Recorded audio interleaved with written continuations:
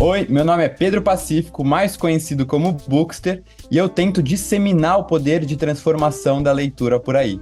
Nesse podcast, o Daria um Livro, eu recebo convidados plurais e com diferentes formações para compartilhar com a gente não só um pouco da sua relação com a leitura, mas também de suas próprias histórias. Histórias essas que muitas vezes deram um livro ou que poderiam dar. Bem-vindos a mais um episódio do podcast Daria um Livro, programa onde eu entrevisto, converso com pessoas que eu admiro sobre temas interessantíssimos, sobretudo a literatura, mas não só. E para falar com a gente hoje, temos uma pessoa que assim tá no em todas as áreas do mercado editorial, basicamente.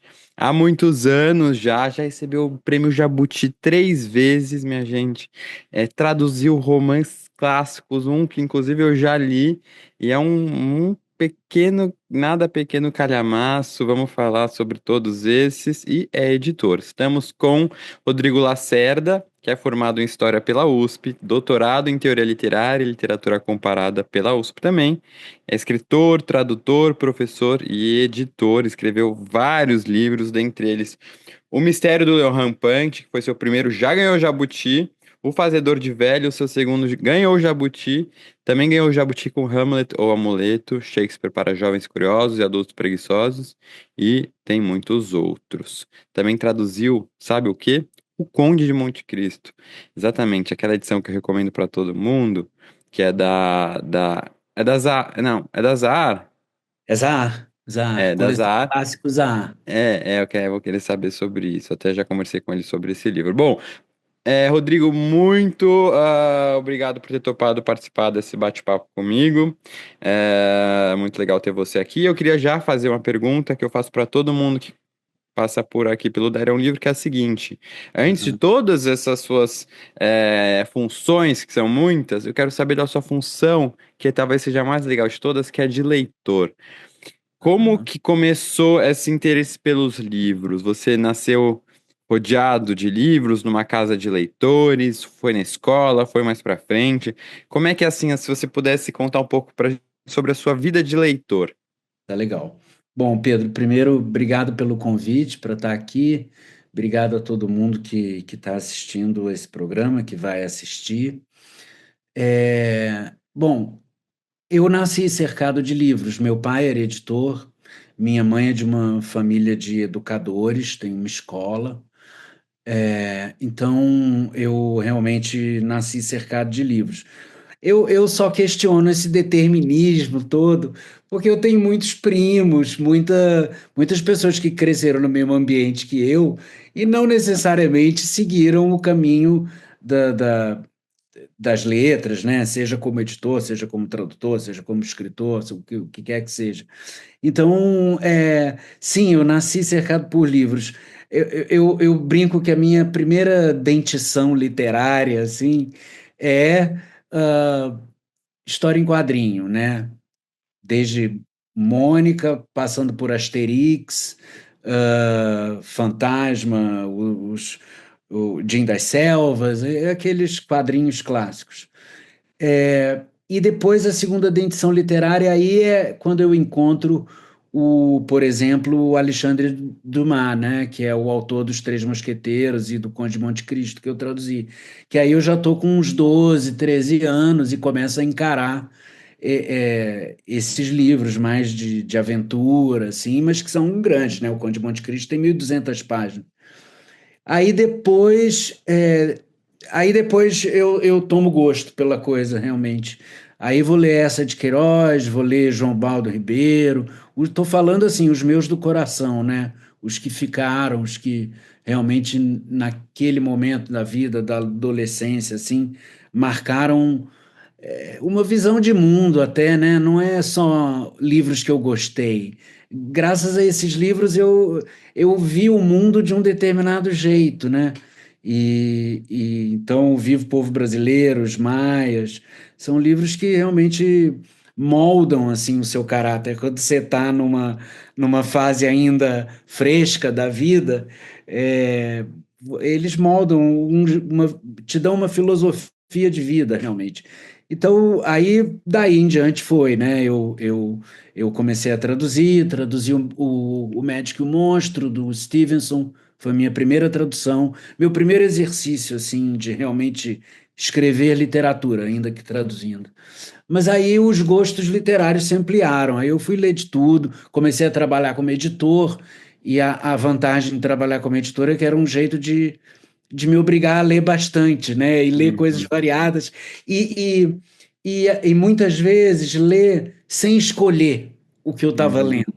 Coisas Sim. que, ó, cuida desse livro aí. É. E aí eu, jovem, ia lá e cuidava daquele livro, sem saber muito, às vezes, o que que era, às vezes sabendo, um escritor famoso e tal, outras vezes não, porque eu acho que é, os livros que a gente lê tem que ter uma dose de acidente, assim, porque é uma confluência meio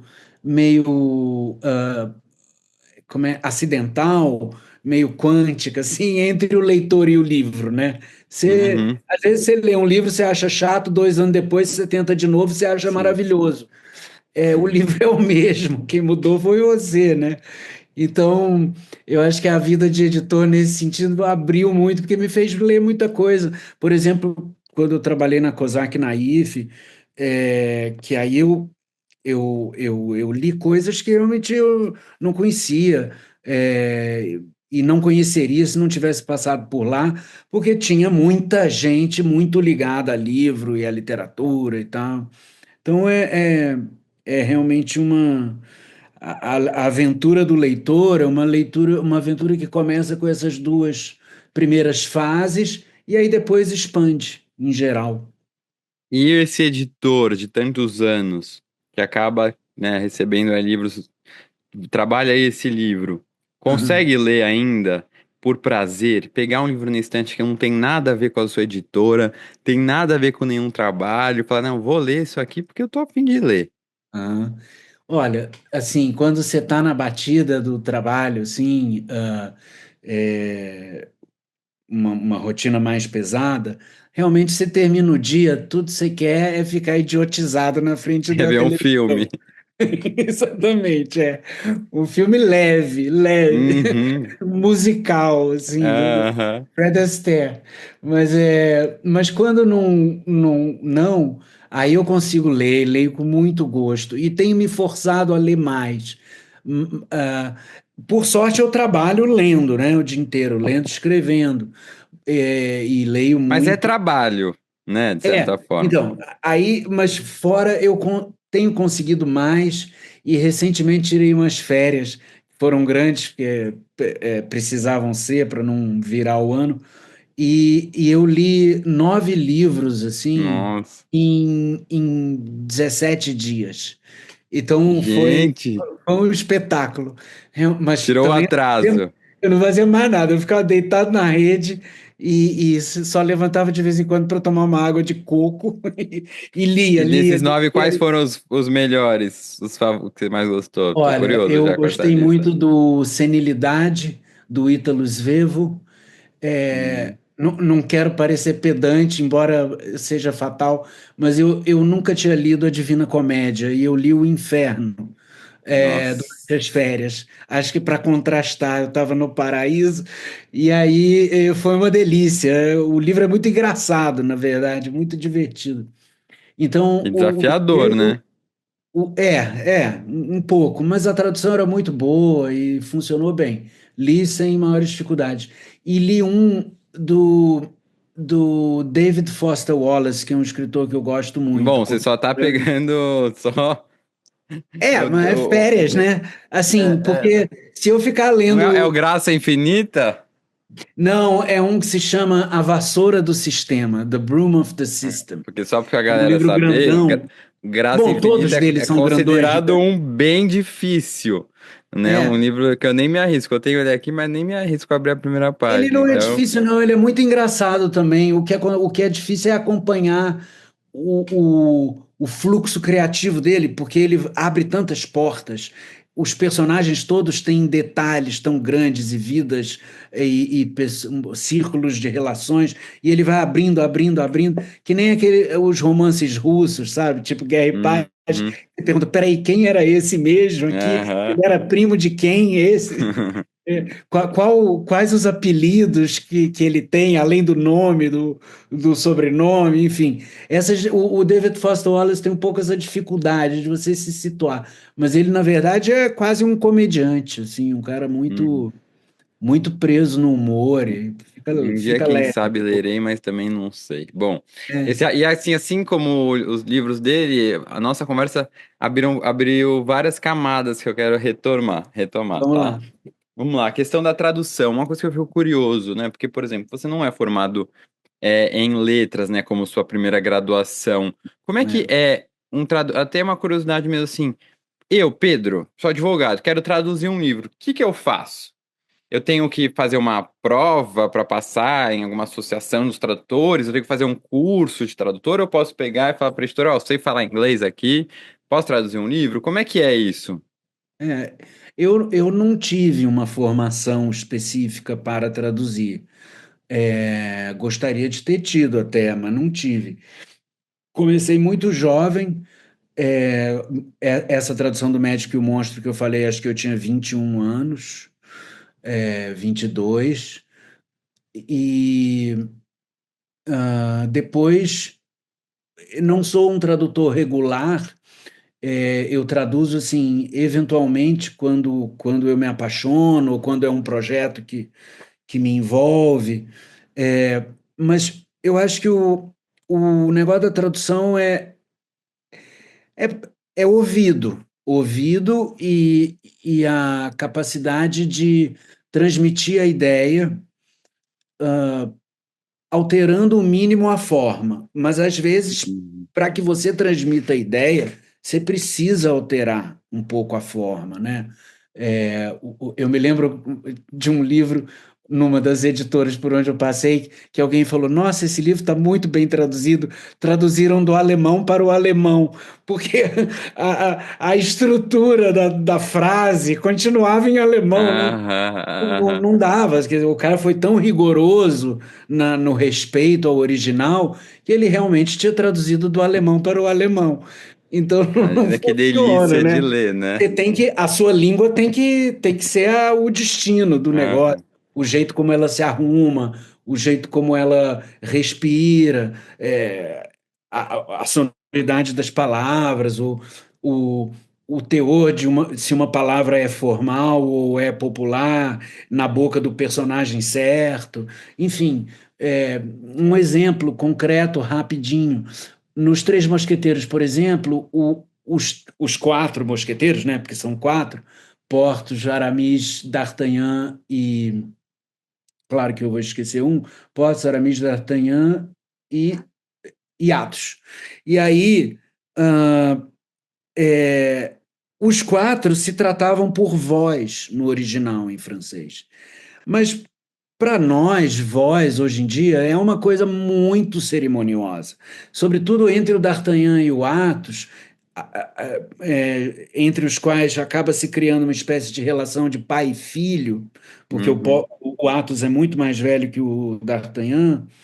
É, esse voz era absurdo, assim, ele realmente não funcionava. Então a gente usou você quando eram personagens que tinham alguma intimidade ou que não tinham uma relação hierárquica muito forte, e usava o voz para quando os personagens Senhor. se dirigiam ao rei, ao cardeal de Ah, tá. Richelieu, à rainha. Então, aí sim o voz se Uhum. justificava. Então, você tem que ir entendendo um pouco as nuances para você não ficar preso demais também Uhum. ao original, porque essa fidelidade excessiva pode acabar prejudicando o texto final, entendeu? Uhum. Uhum. Sim. E traduziu o Conde de Monte Cristo. Da onde veio essa ideia assustadora? É, veio do meu parceiro na tradução, André Teles, que conspirou com a Cristina Zaha, que era, na época, a editora da Zaha. hoje em dia é uma consultora, mas na época ela estava realmente à frente do negócio. E os dois conspiraram porque eu e o André éramos apaixonados por Dilma. E teve um telefonema, quando a gente descobriu isso, foi um telefonema que a gente ficou conversando e quando terminou, era assim, mas você já leu o pior livro dele, aquele que se passa na Roma de Nero, é tudo uma avacalhação.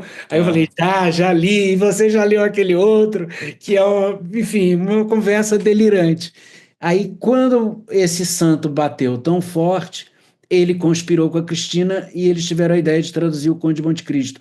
E foi bom, porque é um livro gigante, sozinho, gigante. talvez nenhum de nós dois teria fôlego para o negócio, e a parceria animou a gente, né? E acabou que eu e o André viramos grandes parceiros, traduzimos Os Três Mosqueteiros juntos, traduzimos o Arsène Lupin, o Ladrão de Casaca, vários volumes juntos, traduzimos, enfim, um monte de livro. Uhum. Não, muito E foi assim interessante, que começou realmente. essa ideia do Conde de Monte Cristo. E Os Três Mosqueteiros veio logo depois. E aí a gente Calhamaços, ganhou né? 2 jabutis, só que de tradução. Olha, você A tem um gente quê? dividiu os jabutis. Você tem É, quase um cercadinho de eu jabutis tenho aí na sua uma casa. criação de quelônios aqui. São 5. Os Olha, três que vamos. de criação e 2 de tradução. Então agora vamos voltar para a escrita. Né, como é que veio essa vontade de escrever e como é que foi já no primeiro livro, no livro de estreia, você ter tanto reconhecimento, ganhar um jabuti? Conta um pouco desse primeiro livro. Bom, a vontade de escrever eu acho que já existia, em parte por achar que eu não ia dar para mais nada, assim.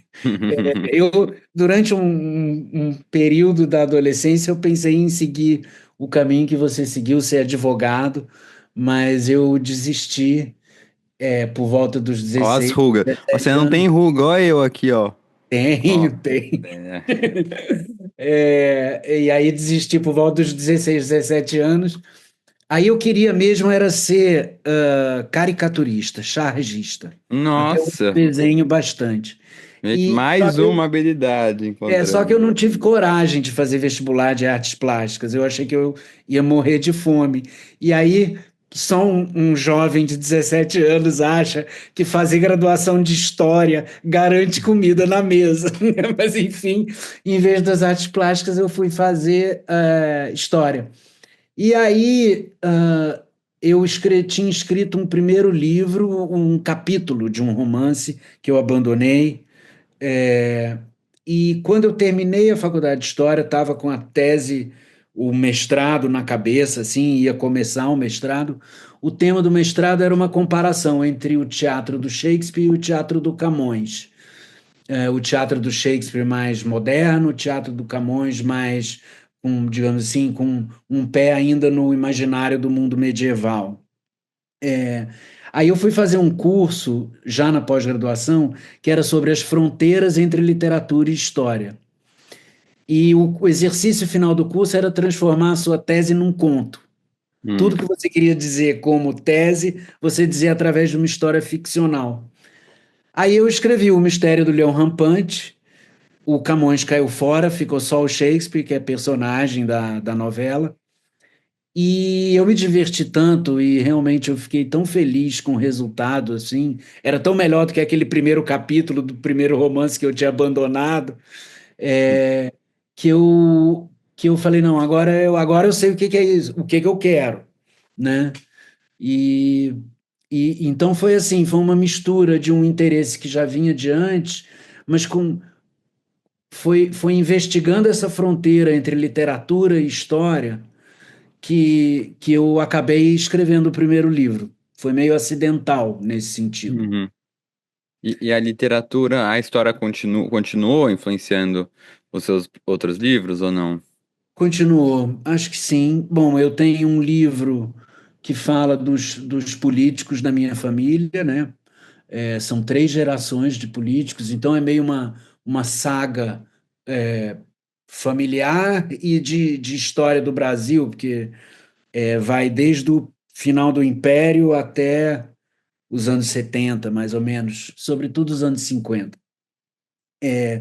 Então, esse também é um livro muito influenciado pela história, e eu acho que a história influenciou, assim, sobretudo, é, uma compreensão ah, da realidade multifacetada. A história me ensinou, e a ficção reforçou isso, é, que não existe verdade única. Assim, então, se você pega o período colonial e o historiador é marxista, o período colonial é de um jeito, e se o historiador é do imaginário é de outro, se ele é um positivista é de outro, se ele é um católico é de outro.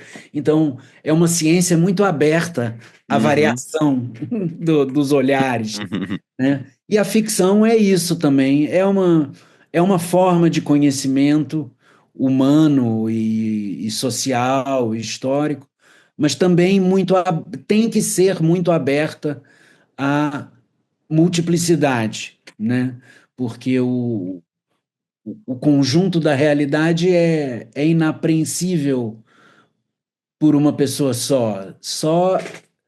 Só o conjunto das visões é que te dão um quadro mais amplo do que está acontecendo em determinada época, em determinada sociedade e tal. Então, acho que as duas, não por acaso, são áreas de conhecimento consideradas irmãs, né? A literatura e a história. Uhum, super.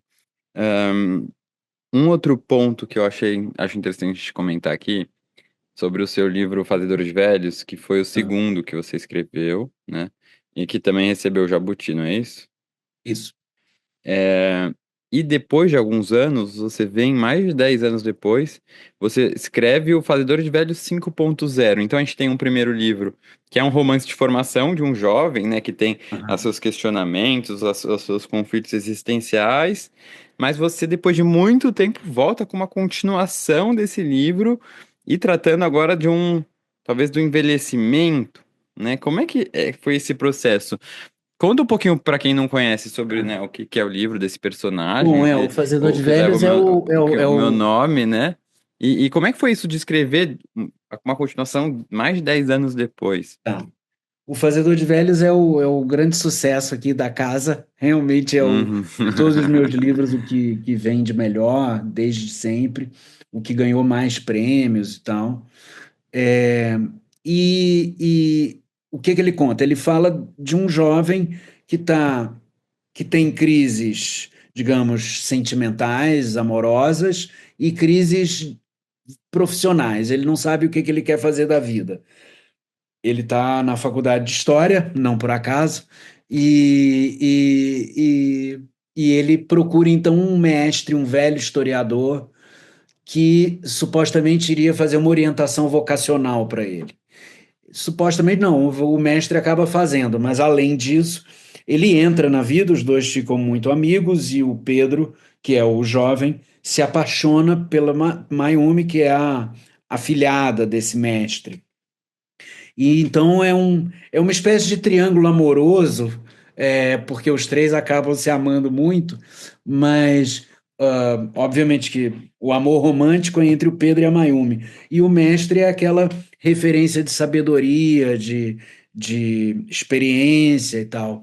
E o Fazedor de Velhos é isso, quer dizer, aquele personagem que faz você amadurecer. Ele te fala coisas que te obriga a pensar e que você depois que ouve aquilo, você muda, você envelhece, digamos assim, né? E, e aí o livro saiu, foi um sucesso, o público juvenil, que era o que eu tinha em mente quando escrevi o livro, gostou. O livro acabou ganhando também um público adulto e que foi muito legal. Bom, aí 10 anos se passaram e E eu pensei, bom, se o tema do primeiro livro é a passagem do tempo, e como é que ela nos transforma, e como é que a gente tem que se transformar para acompanhar o nosso tempo, por que não voltar aqueles personagens em outro ponto? das suas vidas e ver como é que o passar do tempo os afetou, né? E brincar de novo com essa ideia. Então, o Pedro e a Mayumi, por exemplo, que ficam juntos no primeiro volume, no segundo já tem três filhos, um de 20 e poucos anos, uma de 19 e um de 12, 13. Então, eu tenho a idade dos pais, né, que estão por volta dos 50 anos, eu tenho os 30 anos, que é o filho mais velho, eu tenho os 20 e eu tenho os 10, um filho que ainda é meio criança. Quer dizer, se isso, né, se a ideia era brincar com o tempo e com as fases da vida e com as diferentes perspectivas que a gente tem, dependendo da idade que a gente tem, esse núcleo expandido assim dos personagens foi legal de trabalhar, foi uma delícia de trabalhar e voltar a um universo conhecido, porque para cada livro, em geral, eu preciso encontrar um jeito de narrar. Cada história pede um jeito de narrar. E voltar a um jeito de narrar que eu já tinha usado Uhum. é uma coisa que eu quase nunca faço, e só fiz nesse caso, para falar a verdade. E, e eu gostei, mas foi uma experiência deliciosa. Foi como reencontrar assim sabe, um lugar que você já visitou, que você passou dias muito felizes e tal. Uhum. Eu me senti muito à vontade voltando ao ambiente mental assim do Pedro. E quando você escreveu esse 5.0 você tinha quantos anos? Por volta dos 50, deixa eu ver, ele saiu em 2020.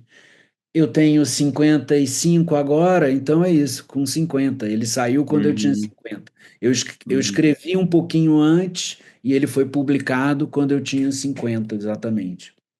Você acha que essa fase do envelhecimento, o tema do envelhecimento, é pouco tratado quando a gente compara na literatura com a juventude, né, o aflorescimento, as dúvidas de um jovem? Eu acho que não só na literatura, mas em tudo, né?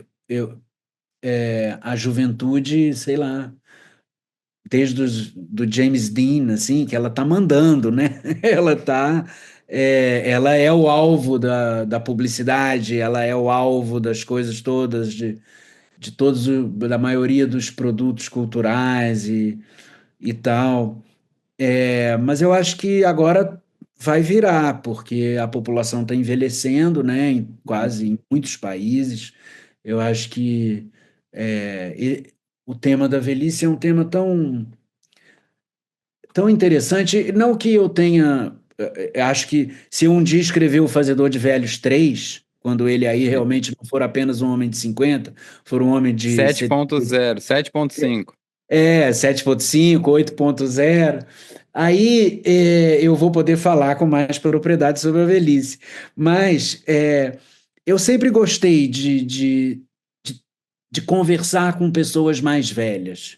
Eu sempre achei que eu aprendia muito, que elas tinham ótimas histórias para contar. Não, e eu ficava assim criança ouvindo a conversa dos meus pais com os amigos, e eu nunca achei que aquilo fosse uma coisa que não me interessasse, que não tivesse nenhuma utilidade para mim. É, eu sempre tive primos mais velhos, eu gostava de conviver com os amigos deles. Eu sempre gostei realmente da conversa com pessoas de mais idade que eu. Então, foi um pouco inspirado nisso que o Fazedor Uhum. de Velhos, de alguma forma, acabou passando uma imagem positiva da velhice, né? Porque por que que a Wendy, quando acaba o Peter Pan, por que que ela decide voltar para Londres? Ela vai ficar velha, ela vai morrer. Uhum. Se ela ficar na Terra do Nunca, ela é jovem para sempre. Por que que ela volta? A gente tem que encontrar a explicação, a nossa explicação de por que continuar esse processo, né? E eu acho que, para mim, e no caso do livro, é uma coisa assim de que todas as fases da vida têm o seu encanto. A velhice, eu acho que é um momento que o corpo falha, de fato, começa a falhar. Mas se você se preparou para isso, você tem uma vida interior que te segura, né? Uhum. E eu acho que isso é uma coisa que o fazedor é um pouco para os jovens, para eles da juventude, assim, porque, enfim, ela passa, né? Eu me Veremos lembro de daqui a um alguns amigo, anos. desculpa, só contar uma coisinha Diga, rápida. diga. Eu lembro de um amigo que era professor de adolescente e foi fazer uma excursão no Mosteiro do Caraça, lá em Minas Gerais. E estava subindo de ônibus pela estradinha de terra enlameada, o abismo do lado, e meu amigo começou a ficar morrendo de medo, enquanto que os Hum. adolescentes começaram a cantar: Vamos morrer, vamos morrer. Então, assim, a diferença de perspectiva, né? O, o jovem, ele acha que a juventude é indestrutível, e não é. Então, eu acho que o Fazedor de Velhos é um pouco para passar isso. Mas é um livro para cima, é um livro divertido. Não é um livro, assim, especialmente denso ou que puxe para baixo. Eu acho que tudo dá para a gente falar de um jeito divertido, né? Mesmo Sim, as coisas super. mais sérias. E até para trazer um outro aspecto, sair um pouco daquele senso comum, às vezes que a gente está acostumado, da velhice, né? Quando a gente entra na literatura, encontra reflexões sobre isso, a gente, pô, pensa, não é tudo igual, né? Nem todo mundo passa pelo mesmo É, roteirinho que a gente tá imaginando. E não. falando agora da sua outra faceta de editor, né? Você Uhum. imagino que você tenha passado por muitas editoras, você falou da Kozak, agora você está É, no grupo Editorial Record. eu É... comecei na Nova Fronteira, depois na Nova Aguilar, aí na editora da Universidade de São Paulo, aí na Kozak, aí na Mameluco, que era uma editora especializada em história do Brasil, Zahar e agora Record. Temos É uma uma vida longa na trajetória. editora.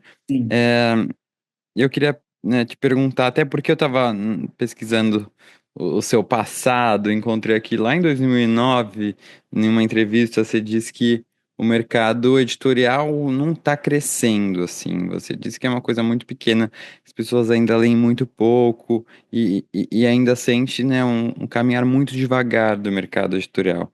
Passado aí Aham. mais de 15 anos dessa sua fala, você tem a mesma sensação? Você até dizia, né, que é, o mercado ele até tinha se profissionalizado, se modernizado, mas não crescendo. Você sente um crescimento o mercado editorial Olha, ganhando espaço maior eu, eu, no mercado brasileiro? segundas, quartas e sextas eu sou otimista. Terças, quintas e sábados eu sou pessimista. Hoje é Então, uma quarta. então hoje é dia de otimismo. Eu sinto assim, eu vejo nitidamente um interesse muito maior por literatura brasileira. Uhum, Acho que assim como o cinema brasileiro, que já foi uma coisa contra a qual o grande público tinha um certo preconceito e perdeu, também a literatura contemporânea, eu acho que enfrentava mais resistência do que enfrenta hoje. Eu acho que isso mudou e mudou para melhor.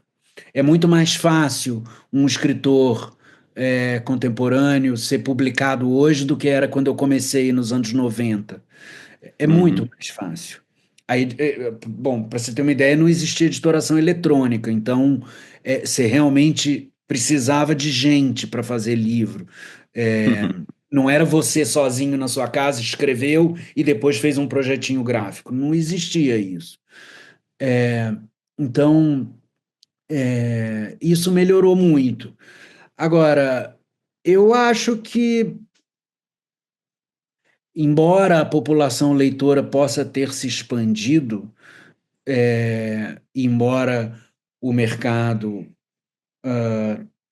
digamos assim, ele dê sinais de um fortalecimento, mas eu acho que a população cresceu mais do que a população leitora, a população em geral cresceu uhum, mais do que a população leitora. entendi. E eu acho que a vida ficou muito difícil para as editoras médias no Brasil, assim. Então, ou você é grande ou você é pequenininho, assim, tem uma estrutura enxutíssima, porque a editora média, ela não tem a escala da grande, mas não tem o custo tão baixinho da pequena. E isso é uma pena, porque, enfim, porque é um modelo muito legal de editora também. Uhum. Então eu vario, tem horas que eu estou mais otimista, tem coisas que me deixam E, mais otimista, tem e coisas isso que me você falou deixam. dos autores brasileiros, até você, né, ganhou um Jabuti na década de 90. Você acha que o impacto, por exemplo, de um prêmio, a visibilidade de um prêmio literário como esse hoje em dia é o mesmo de antigamente? Ou ele consegue furar mais bolhas? Ele consegue furar mais bolhas, Uhum, definitivamente. uhum, Antigamente, eu vivi isso, mas como editor eu ouvia muito isso também. Ah, prêmio não tem impacto nenhum na vida do livro. E hoje eu não acho mais que isso seja verdade. Se você ganha um prêmio importante, se você ganha um Jabuti, se você ganha um prêmio São Paulo, se você ganha um Oceanos, sei lá, é, o seu livro, acho que uhum, ele, sabe, ele registra um salto de E acho que é interesse do muito por público conta das dele. redes sociais também, né? Que dá uma reverberada. Certamente, certamente é por isso. E Uhum, isso é ótimo, né? Isso é ótimo, porque aí sim, tem um monte de livro bom recebendo a atenção que merece, né? sim. E também isso de best-sellers, né? A gente tá aí vendo Cara na Madeira para completar 1 milhão de livros vendidos. Inclusive, você é o editor de Cara na Madeira, não é mesmo? Sou. Ó, gente, vocês são Eu apaixonados por publiquei, Cara na na verdade, Madeira. Ah, eu você publicou editei os o dois terceiro livro últimos. dela É. e o segundo. O segundo já tinha sido publicado antes, mas na nova edição eu dei algumas ideias. E no terceiro eu editei. E E o próximo certamente também. escritores como a Carla, como o Itamar Vieira Júnior, eles puxam, né? Como o Jorge Amado puxou Sim. na época dele. Mas nas É, últimas décadas não teve muito isso? Eu olha, digo isso de alguém que realmente não conhecia o mercado editorial. aham. Eu acho que com a força do Itamar e da Carla, literatura, não me Hum, lembro, assim, de vender tanto uhum, livro. Não me lembro. Depois que os clássicos modernos nossos, né? João Cabral, Drummond, Clarice, Guimarães, morreram, entra o que? A geração 70, Antônio Torres, Inácio Loyola Brandão, uhum. Ivan Ângelo, enfim, Lígia Fagundes Telles, embora ela fosse um pouco anterior, mas não me consta que eles tenham tido um sucesso assim como o Itamar e a Carla. Acho que não, eu acho que é um fenômeno novo. É sinal de que a literatura brasileira é, venceu essa resistência que podia ainda haver, afora os grandes nomes, a literatura Uhum. contemporânea, sobretudo, venceu essa resistência, né? O público já está aberto a entrar em contato com livros que ainda não passaram pelo crivo da universidade ou pelo crivo mesmo dos prêmios. Livros que estão saindo aí, que as pessoas estão lendo, estão gostando. Acho que Que mudou bom, isso. que bom, né? Bom, estamos chegando aqui ao final da nossa conversa. Vamos para o ping-pong literário, mas não só literário. Vamos lá. Bate-bola, tá? Pergunta rápida, resposta rápida. Um livro de cabeceira para Rodrigo Lacerda. Viva o povo brasileiro do João Baldo Ribeiro. Por que que você escreve? Porque é um ótimo jeito de passar o tempo, de viver a vida. Sincero. Um livro que gostaria de ter escrito. Palmeiras Selvagens, do William Faulkner. Você gosta dos Ou, difíceis. ou Rei Lear, ou Hamlet. Tem que chutar alto, né? Para sonhar, Tem. tem que sonhar alto. E se você pudesse encontrar um autor ou uma autora, assim, viva ou morta, para tomar um cafezinho, quem seria? Essa pergunta é difícil porque eu morro de medo de conhecer meus ídolos E se literários e me decepcionar? decepcionar. Já aconteceu muito, muito. É horrível, eu fico tristíssimo. Aham. Mas. Então, Ah, para tirar uma bom, selfie, vai, não precisa conversar. vou falar de um cara que é pouco conhecido aqui no Brasil, mas que é um grande escritor colombiano. Ele tem uma trilogia de romances históricos maravilhosa. O nome dele é William Ospina. Esse cara eu acho que está vivo, mas eu não tenho nenhum contato com ele. Amei essa trilogia se passa no período colonial, assim, são romances históricos. Ele é um poeta que, no- nessa fase madura da carreira, começou a escrever romance. Então, são romances poéticos, mas muito aventurosos ao mesmo tempo, uma reflexão linda sobre o passado colonial. É um espetáculo de escritor. William Ospina, esse eu gostaria de conhecer. Anotado aqui, anotado. Gênero literário favorito? Romance. Serve, Foge de não? spoilers? Serve. Oi? Oi? Serve. E, por exemplo, você foge de spoilers, ou não Eu, liga? Se eu não ligo. Hum, Sim, eu ligo em filme. Eu não gosto de saber se o cara morre no fim. hum, Mas em literatura eu não ligo, não, para falar a verdade. Tantas coisas que eu já li sabendo como é que uhum, terminava. Eu, Aí na literatura eu acho que você tem uma fruição mais detalhada do processo todo, né, dos personagens, e aí o final é apenas o final. Já no filme, não, tudo é muito corrido em direção ao final, uhum. aí o final importa muito, né? Então eu não fujo de spoiler, não. Eu fujo quando eu Grande. escrevo orelha de livro, por exemplo. Quando eu escrevo orelha dos livros, aí eu não eu respeito o leitor que Tá, eventualmente não gosta de ter spoiler. Eu tá. conto a história sem contar. Eu tô É, sempre senão nesse você fio ia da ser navalha. cancelado, né? Exatamente. Grandes autores usaram pseudônimos. Qual seria o seu? Kiko, o meu apelido, K-I-K-O. Eu tenho uns livros que eu faço fora de comércio, que aí Hum. eu uso esse pseudônimo de Kiko. Uma música. Uma música, bom, putz, difícil, né? Pode ser um artista, uma banda. Eu vou falar do The Who, a minha banda de rock preferida. Não por acaso, é a banda de rock que inventou a ópera rock, o rock que conta história. Uhum. E ela escreveu duas, o Tommy e Quadrophenia. Então eu acho que não é, foi a minha porta de entrada assim para esse mundo do rock e tal. Eu tinha 10 anos de idade por aí. E, e eu acho que é por isso, porque era uma música que contava história. Assim, que nem ópera mesmo, né? Ópera Uhum. propriamente dita do repertório romântico, assim. E isso me encantou, essa junção das duas artes, assim, eu gostei. Um filme. Bom, O Poderoso Chefão 1 e 2. Aquilo é um tratado sobre a natureza humana, a família. Aquilo é muito mais que um filme de máfia, né? Óbvio. E eu acho, como filme, assim, o um é espetacular e se você bota os dois juntos, aí é perfeito. Uma comida. Uma comida, sushi, Uma viagem. japonesa. Desculpe, não ouvi. Uma viagem. Uma viagem.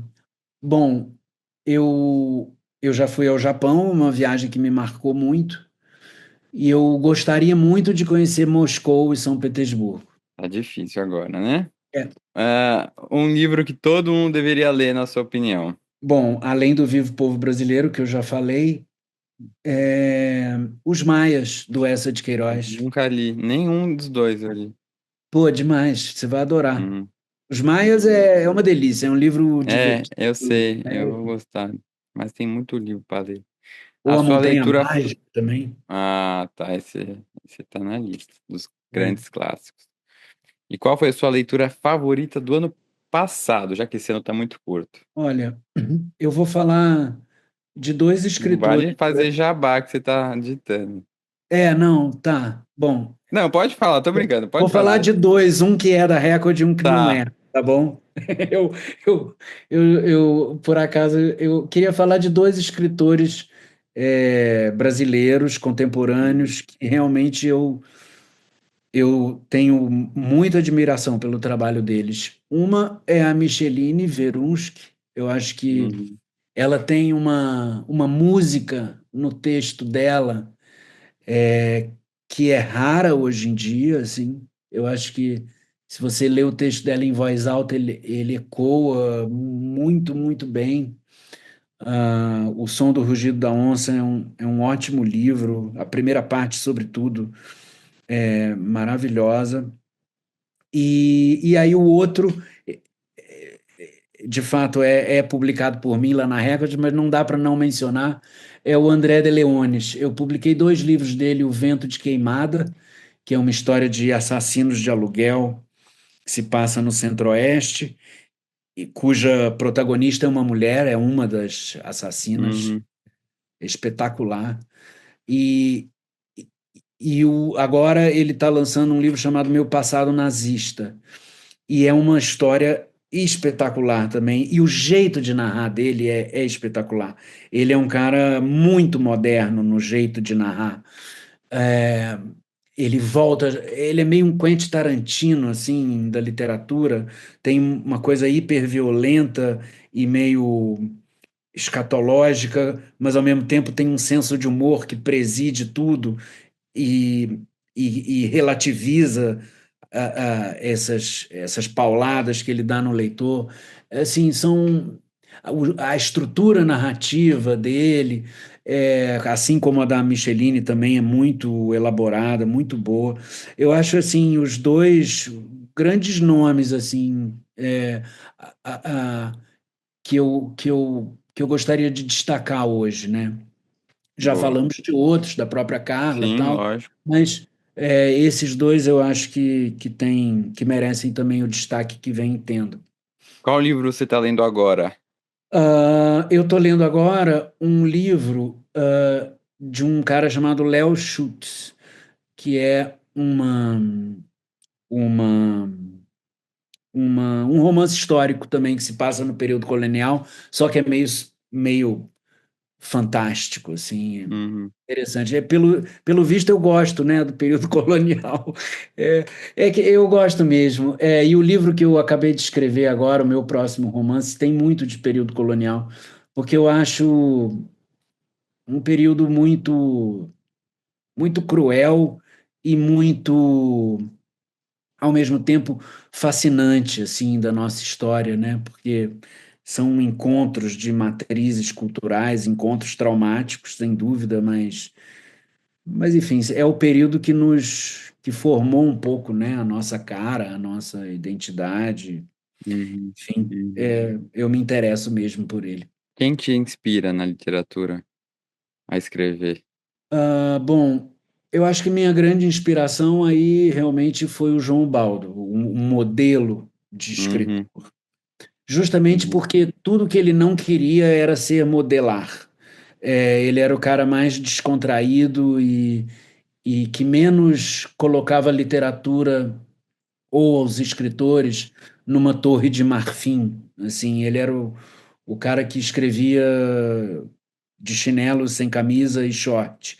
E saía assim para a rua para encontrar os amigos e gostava de discutir literatura. Na verdade, ele nem gostava de discutir muito literatura, porque ele respeitava tanto o gosto de cada um que ele não queria que o outro gostasse dos mesmos livros que Uhum. ele não queria que as certezas dele fossem impostas para ninguém. Ele era um cara muito, assim, respeitoso da sensibilidade literária dos outros e, da, e, ao mesmo tempo muito descontraído anti-pedantismo. Isso é um cara cultíssimo e anti-pedantismo. Isso eu acho admirável, assim, porque normalmente se você se torna uma pessoa muito erudita, até sem querer você soa pedante, Uhum. você fala coisas que parecem feitas para impactar o outro, para te colocar numa posição, né, de superioridade. E o João Baldo era a antítese disso. Ele nunca soava pedante. Ele era sempre muito tranquilo e muito realmente numa boa, um cara na boa, assim. E isso eu conheci quando eu tinha 12, 13 anos. Era um modelo de. E ele era muito engraçado ainda por cima. Uhum, Então era um modelo de intelectual que eu amei. Pô, o cara é uhum, divertido, não é chato, e ainda escreve bem pra cacete, e é culto. É o melhor dos mundos, é isso que eu quero ser. Então, eu acho que O Mistério do Leão Rampante, o meu primeiro livro, é um livro muito nas minhas capacidades relativas, muito baldiano, assim, porque eu queria eu queria chegar lá onde ele tinha chegado, entendeu, né?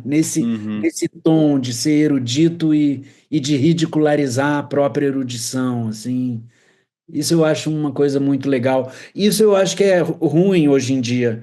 O ambiente político do Brasil é tão tenso que os escritores não riem mais de si mesmos. É raro. A, a gente parece que se sente, que fica obrigado a se levar muito a sério, entendeu? É, e eu acho que a vida, sim, é política, causas, mas a vida também é a diversão, a vida também é a leveza, a vida também é a comunhão, a vida também são outras coisas, né? uhum, uhum. E isso eu acho que se perdeu, ou pelo menos o índice de capacidade de autogozação na literatura brasileira caiu nos últimos Caiu, anos. O índice caiu. caiu. A realidade não ajuda, né? Bom, indo agora, todo mundo que passa aqui ganha um livro de presente, tá? Você já deve ter lido muita coisa, então não é fácil. Tô com um na cabeça, vamos ver se você já leu. Se tiver já lido, você me avisa que a gente escolhe outro. Tá? E é comum a pessoa já ter lido o primeiro que eu penso. Você já leu A Máquina de Fazer Espanhóis, do Walter Ugumãe? Nunca li. Li outros Tá, livros dele, mas esse não. então eu Tá. vou te enviar, porque pra mim eu acho que é o mais genial e ele escreve sobre a velhice. Ele Ah, olha escreve aí. sobre um senhor de idade que está numa casa de repouso e eu acho muito inteligente como ele realmente consegue colocar a gente na cabeça daquele senhor ranzinza, questionador.